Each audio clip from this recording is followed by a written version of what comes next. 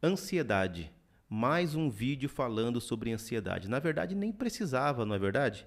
Afinal de contas, ninguém sofre com esse problema, ninguém sofre com esse mal. Bom, a verdade não é bem essa. Infelizmente, a ansiedade é um mal que acomete grande parte das pessoas, para não dizer todas, e, de alguma maneira, alguns mais, outros menos, porém isso é importante. É importante para nós estarmos ansiosos. Aguente aí que eu vou falar mais sobre isso. E no final eu quero dar umas dicas de como tentar melhorar a sua relação com a ansiedade.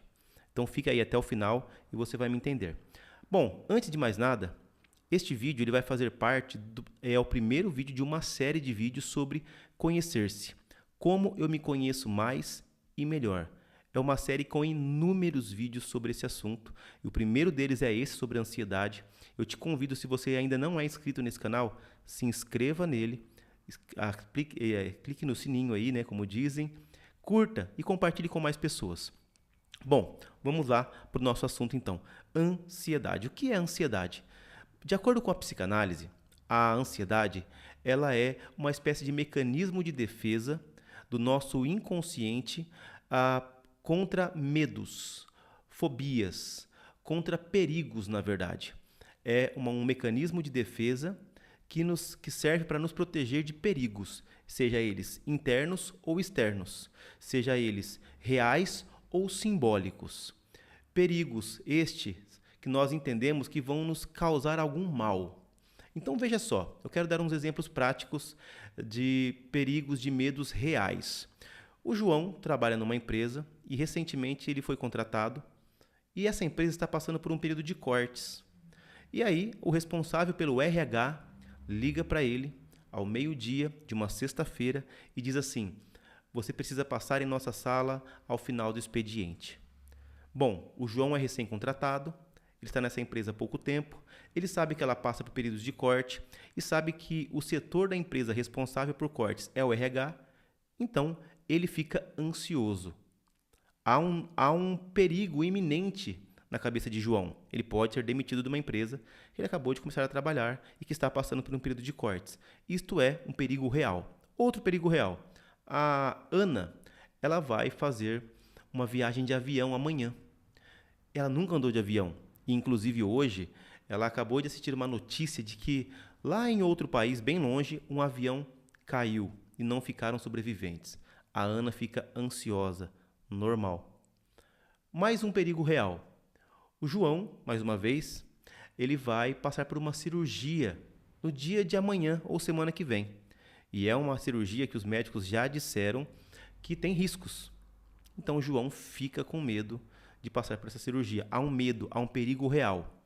Bom, comum estarmos ansiosos com algo que nós nomeamos, que nós podemos dizer o que, quando e por quê.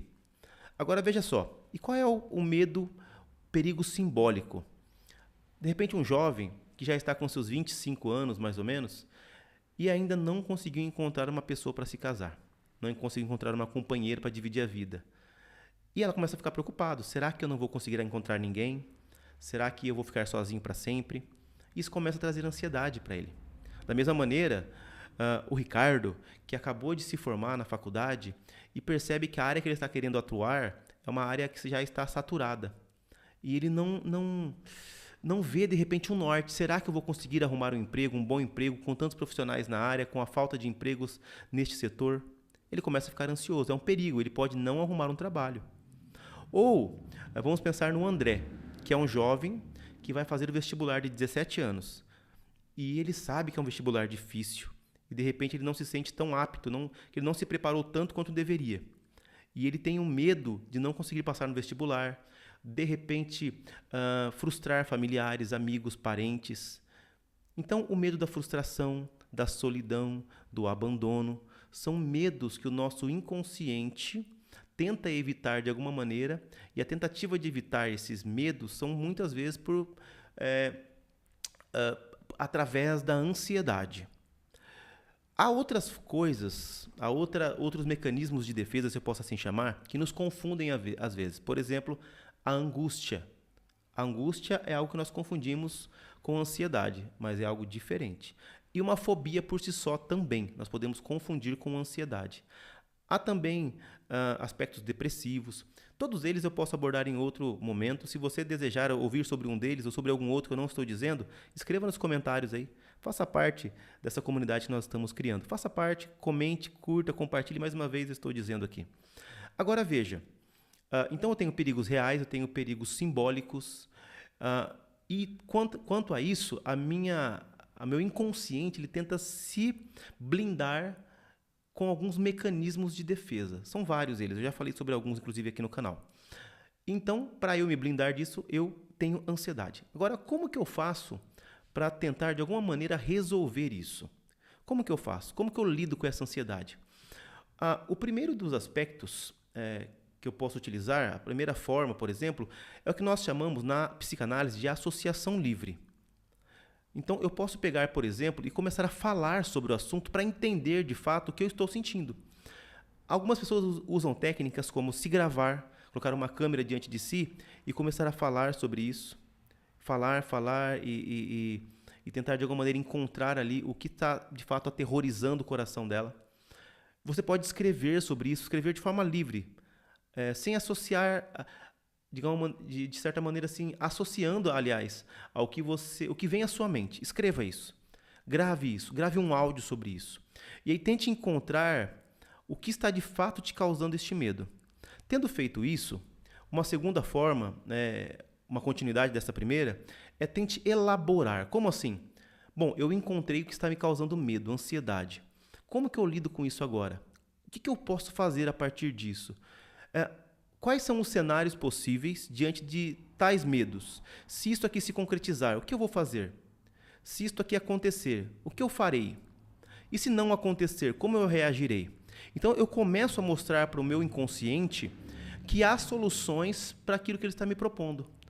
Aquele medo que ele está trazendo, aquela ansiedade que está provocando, há soluções. Então, eu começo a fazer essa associação, escrevendo, gravando, falando. E aí eu encontro onde estão, de alguma maneira, os meus medos e começo a elaborá-los. O que eu farei a partir deles? Se eles se concretizarem, se não se concretizarem, como que eu reajo? Como que eu lido com cada um deles? Outra maneira que eu posso encontrar para lidar com essas ansiedades é tentar canalizá-la para algo bom. Há muitas pessoas que fazem isso e isso é muito comum na história. Pessoas que, tentando lidar com as suas ansiedades, buscavam de alguma maneira pintar quadros, compor canções, compor poemas, escrever. Clarice Lispector, por exemplo, era uma dessas pessoas, que ela dizia que a angústia dela a fazia escrever, essa ansiedade que ela sentia. Ela dizia que ela precisava falar as palavras, senão ela seria sufocada pelas palavras. E é exatamente isso. Há momentos que nós precisamos falar o que nos angustia, o que nos traz essa ansiedade. E pessoas encontram maneiras, na psicanálise nós chamamos isso de sublimação também, de você converter essa sua ansiedade em algo que seja bom. Numa poesia, numa literatura, numa música, numa pintura, ou num esporte, por exemplo. Então, canalizar isso para algo que seja benéfico para você. E por último, o meu conselho é sempre procurar um bom psicanalista, para que eles te orientem nesse processo. Se você não conhece nenhum, que você confia, eu atendo online também. Aqui na descrição do vídeo você vai encontrar o meu contato. Então, procure ajuda. Procure ajuda. Procure ajuda, porque eu tenho certeza que vai fazer a sua vida uma vida melhor. Então, espero ter ajudado você neste vídeo.